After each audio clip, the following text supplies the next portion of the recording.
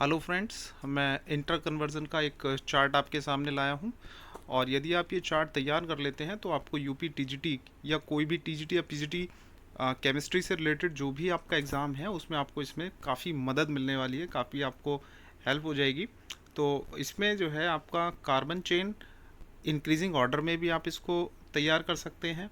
Decreasing order कैसे किया जाए, इसमें वो भी तरीका दिया गया है। और सिंगल बॉन्ड से डबल बॉन्ड, डबल बॉन्ड से ट्रिपल बॉन्ड कैसे किया जाए, ये तरीका समझाया गया है। ट्रिपल से डबल, डबल से सिंगल बॉन्ड पर कैसे आया जाए, इसमें वो भी डिस्क्रिप्शन दिया गया है। तो मैं इसमें शुरू करता हूँ हाइड्रोकार्बन से। आइए शुरू करते हैं फटाफट। आप इसको जल्दी से चार्ट को तैयार कर लीजिए। तो शुरू करते हैं हाइड्रोकार्बन से। हाइड्रोकार्बन में देखिए पहली चेन में जो शुरुआत है मीथेन से शुरुआत करते हैं। अब ये मीथेन में इसमें सिंगल कार्बन है, सिंगल कार्बन से डबल कार्बन कैसे किया जाए। मीथेन का आप ब्रोमिनेशन करा दीजिए। ब्रोमिनेशन से आप मेथिल ब्रोमाइड और एन ईथर की रिएक्शन करा करके इसको आप इथेन में कन्वर्ट कर सकते हैं। देखिए सिंगल कार्बन से डबल कार्बन की चेन आ रही है। ये dry ether Wurtz reaction use कर सकते हैं इसमें।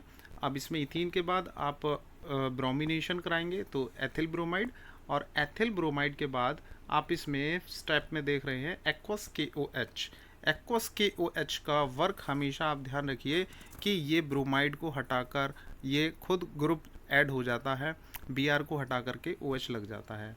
तो हमारा जो ग्रुप बन जाता है, जो कार्बनिक जो ऑर्गेनिक कंपाउंड बन जाता है वो एथिल अल्कोहल है। एथिल अल्कोहल का ऑक्सीडेशन करने पर H2O रिमूव हो जाता है और ये एल्डिहाइड में कन्वर्ट हो जाता है। एल्डिहाइड का ऑक्सीडेशन आप कराएंगे तो ये आपका एसिटिक एसिड में कन्वर्ट हो जाता है। ठीक है, आप इस चार्ट को बहुत जल्दी जितना पॉसिबल हो सके आप तैयार कर लीजिए।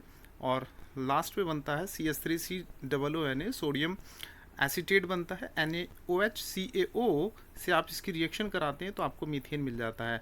तो इसमें पहली सीरीज में आप इसमें जो पहला कॉलम है आप इसमें देख रहे हैं मीथेन सिंगल कार्बन से डबल कार्बन हो रहा है, कैसे आप इसको कर सकते हैं।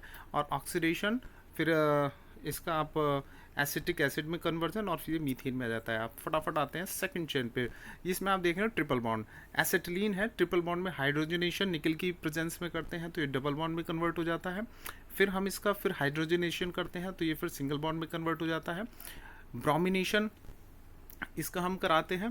ब्रोमिनेशन कराने के बाद में ये हमारा एथिल ब्रोमाइड हमें मिल जाता है। अब एक पॉइंट ध्यान देने वाली बात है, इसमें आ जाता है अल्कोहलिक KOH। अल्कोहलिक KOH का ही वर्क यहाँ बहुत इम्पोर्टेंट है। आप इसमें देखिए कि जो हमारा सिंगल बॉन्ड है वो डबल बॉन्ड में कन्वर्ट हो रहा है।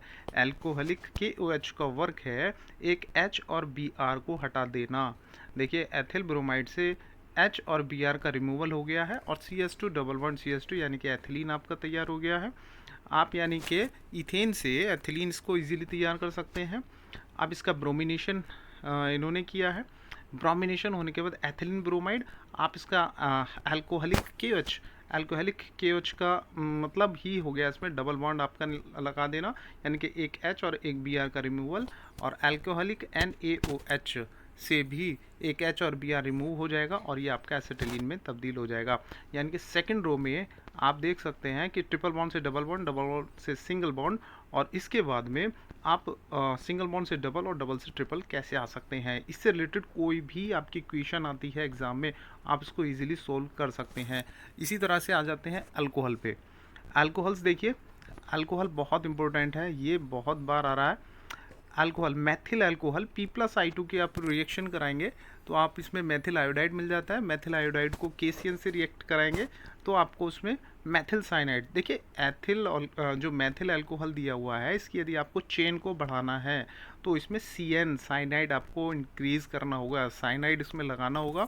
साइनाइड से क्या फ़ायदा है कि हम इसका हाइड्रोजनेशन करने के बाद इसको एमीन में कन्वर्ट कर लेंगे और एमीन के बाद इसकी चेन बढ़ती चली जाएगी।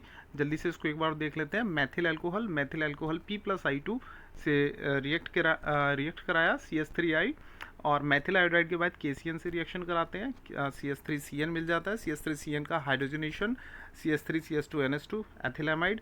एथिलामाइड के बाद एक्वस HNO2 हमेशा एमीन ग्रुप को रिमूव करके OH ग्रुप लगा देता है, यानी कि अल्कोहल में परिवर्तित कर देता है। इसी तरह से PCl5 से हम OH ग्रुप हटा करके Cl ग्रुप जुड़ जाता है, Cl हट करके KCN, CN हो गया, और CN के बाद फिर इसको हमने हाइड्रोजनेट कराया और फिर ये एमीन में ग्रुप में जुड़ गया। एमीन के बाद में हमने इसको HNO2 से रिएक्ट कराया और इसमें अल्कोहल। देखिए, यदि हमें सीरीज बढ़ानी है, यदि अल्कोहल में सीरीज़ को हमें बढ़ाना है तो हमें साइनाइड इसमें इंक्रीज़ करना होगा, साइनाइड हमें इसमें लगाना होगा। हाँ, अब ये देखिए, मेथिल अल्कोहल से एथिल अल्कोहल के लिए हमने साइनाइड्स में लगाना पड़ा हमें। इसी तरह से हम जो मेथिल आयोडाइड है इसको दो तरीके से आप बना सकते हैं, Na ईथर की प्रेजेंस में और KCN की प्रेजेंस में। फटाफट अब आते हैं। अब ये देखिए, जो आपकी 4th रो आ जाती है, इसमें हमारी एन प्रोपिल अल्कोहल है, लॉन्ग सीरीज़ है। लॉन्ग सीरीज़ को छोटा सीरीज़ हमने इसमें कैसे किया है, आप इसको देखिए। ये देखिए, प्रोपिल अल्कोहल है, इसका ऑक्सीडेशन कराने के बाद एल्डिहाइड मिल जाता है। एल्डिहाइड का ऑक्सीडेशन कराएंगे आपको एसिड मिल जाता है, प्रोपियोनिक एसिड, और इसका NH3 से रिएक्ट कराते हैं तो ये अमोनियम प्रोपियोनेट मिल जाता है, और इसको हीट कराएंगे तो हमें इसमें प्रोपियोनेमाइड मिल जाएगा, या इसको आप PCl5 से आप रिएक्ट करा करके प्रोपियोनेमाइड मिल सकता है। अब एक हाफमैन ब्रोमेमाइड रिएक्शन है जो CONH2 को NH2 में कन्वर्ट करती है। आप इस चीज़ का ध्यान रखिए, प्रोपेनेमाइड CH2 CONH2 यानी कि CONH2 ग्रुप को NH2 ग्रुप में, अमाइन ग्रुप में कन्वर्ट करती है, Br2 यानी कि हॉफमैन ब्रोमाइड रिएक्शन। ये इसको आप ध्यान रखिए। देखिए, हॉफमैन ब्रोमाइड ने क्या किया, जो ट्रिपल कार्बन था उसको डबल कार्बन पे ले आया, यानी कि कार्बन की सीरीज को छोटा करने का वर्क किया है। एमीन से इसमें हमने फिर इसको HNO2 यानी कि एक्वस HNO2 से रिएक्ट कराते हैं। एक्वस HNO2 हमेशा एमीन को हटा करके OH में कन्वर्ट हो जाता है। अब फटाफट आते हैं नेक्स्ट ऊपर, एल्डिहाइड। एल्डिहाइड में आप इसका हाइड्रोजनेशन कराएंगे तो आपका जो है मेथिल अल्कोहल, P+I2 आपका मेथिल आयोडाइड, और KCN से आप रिएक्शन कराते हैं तो मेथिल साइनाइड मिल जाता है। और मैंने बताया कि साइनाइड ग्रुप वहाँ लगाएंगे जहाँ हमें कार्बन की चेन को इंक्रीज़ करना हो, और ये आपका एथिल अमीन आ जाता है, HNO2 आ जाता है। HNO2 जहाँ भी एक्वस HNO2 आ जाता है तो आपको एमीन ग्रुप को हटा करके OH ग्रुप लगा देना है। और अल्कोहल में यदि आप इसका ऑक्सीडेशन कराते हैं तो H2O रिमूव हो करके ये आपका एसिटिल्डिहाइड बन जाता है। फटाफट आते हैं अब एल्डिहाइड के सेकंड रो पर, यानी कि एसिटिल्डिहाइड। एसिटिल्डिहाइड आप फटाफट देखिए, एसिटिल्डिहाइड में ऑक्सीडेशन कराएंगे तो उसका एसिटिक एसिड में कन्वर्जन हो जाता है। इसका फिर हम एमीन NH3 से रिएक्शन कराते हैं तो ये एसीटेट में कन्वर्ट हो जाता है। और आप कोशिश कीजिए, एसीटेट अगर बनता है उसको हीट कराएंगे तो हमारा एसिटामाइड यानी कि एमाइड ग्रुप हमारा बन जाता है। एमाइड ग्रुप हमेशा, एमाइड ग्रुप अगर कहीं भी आ जाए, amide group means CONH2 group अगर हमारा आ जाता है तो इसमें आप हाफमैन एमाइड रिएक्शन आप करा देंगे, Br2+QH की रिएक्शन करा देंगे जो CH3NH2 में कन्वर्ट हो जाता है। और NH2 ग्रुप को OH ग्रुप में चेंज करने के लिए HNO2 से, एक्वस HNO2 से आप रिएक्ट कराएंगे। बार बार वही चीज़ आ रही है, आपका मेथिल अल्कोहल बन जाता है, और मेथिल अल्कोहल का ऑक्सीडेशन आप कराते हैं तो H2O रिमूव हो करके फॉर्मेल्डिहाइड आपको मिल जाता है। अब फटाफट आते हैं नेक्स्ट एसिड्स पर। एसिड्स में देखिए, फॉर्मिक एसिड है। फॉर्मिक एसिड का आप ये ध्यान रखिए कि यदि ये हम CaO से रिएक्शन कराते हैं तो कैल्शियम फॉर्मेट मिल जाता है, और यदि हम इसका डिस्टिलेशन कराते हैं फॉर्मिक एसिड फॉर्मेल्डिहाइड में चेंज हो जाएगा। और इसका हम हाइड्रोजनेशन कराते हैं तो मेथिल अल्कोहल। अब देखिए, मेथिल अल्कोहल P+I2, ये ट्रिक है, ये छोटी छोटी ट्रिक हैं, सभी ट्रिक हैं। मेथिल अल्कोहल को P+I2 से हम रिएक्शन कराते हैं तो CH3I मिलता है, और CH3I हम KCN से रिएक्ट कराते हैं तो आपका CH3CN मिल जाता है। और CH3CN हमेशा साइनाइड ग्रुप यदि H2O के साथ रिएक्ट करता है तो आपको एसिटिक एसिड आपको मिल जाता है।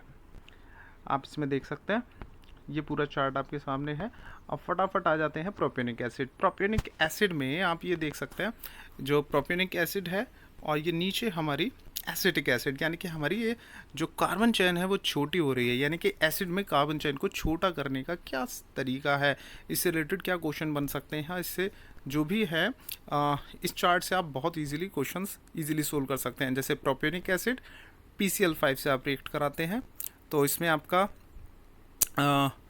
प्रोपेनिल क्लोराइड और ये एमीन यानी कि NH3 से आप रिएक्शन कराते हैं तो एमाइड मिल जाता है। अब देखिए, प्रोपेनोमाइड मिल जाता है, एमाइड ग्रुप मिल जाता है, तो आप हाफमैन ब्रोमेमाइड यानी कि Br2+ KOH से रिएक्शन कराएंगे तो आपको एमीन ग्रुप मिल जाता है। एमीन को हमेशा HNO2 से रिएक्ट कराते हैं, ये ध्यान रखिए। और ये आपको NH2OH में चेंज हो जाता है।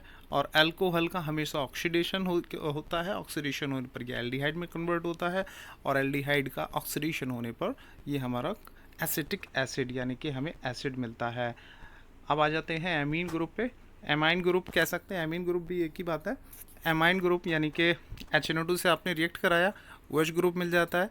OH के बाद P+I2 से रिएक्शन कराते हैं तो हम इसे P+I2 CH3I मिल जाता है। फिर KCN से रिएक्ट कराते हैं तो CH3CN बार बार रिपीट हो रहा है, और ये हमारी एथिलएमीन मिल जाती है। या हम इसको डायरेक्ट CH3I से एन ईथर यानी कि वुड्स रिएक्शन यदि हम कराते हैं तो हमें सिंगल कार्बन से डबल कार्बन यानी कि ईथीन हमें मिल जाता है। ब्रोमिनेशन कराते हैं तो एथिल ब्रोमाइड, और एमीन से रिएक्शन यानी कि NH3 से रिएक्शन कराते हैं तो एथिलएमीन हमें मिल जाता है। सबसे लास्ट रो पर चलते हैं। ये आपका एमाइन ग्रुप HNO2 से रिएक्शन कराते हैं तो आपको अल्कोहल मिलता है, अल्कोहल का ऑक्सीडेशन कराते हैं तो एल्डिहाइड मिलता है, एल्डिहाइड का ऑक्सीडेशन कराते हैं तो आपको कार्बोक्सिलिक मिलता है यानी कि एसिड मिलता है, और उसको PCl5 से कराते हैं तो एसिटिल क्लोराइड, और आप इसमें NH3 ऐड करा देते हैं तो एसिटेमाइड। ब्रोमिनेशन से आपका मेथिलएमीन। यानी कि इसमें जो भी ट्रिक्स हैं वो सारी ट्रिक्स इसमें ऑर्गेनिक केमिस्ट्री, अगर आप इस चार्ट को तैयार करते हैं तो ये आपके लिए किसी भी एग्ज़ाम के लिए बहुत ही मोस्ट इम्पोर्टेंट है। अगर आप किसी एग्ज़ाम में बैठने जा रहे हैं तो एक बार आप इस चार्ट का स्क्रीनशॉट ले लीजिए, इसको तैयार कर लीजिए, बार बार लिख करके याद कीजिए।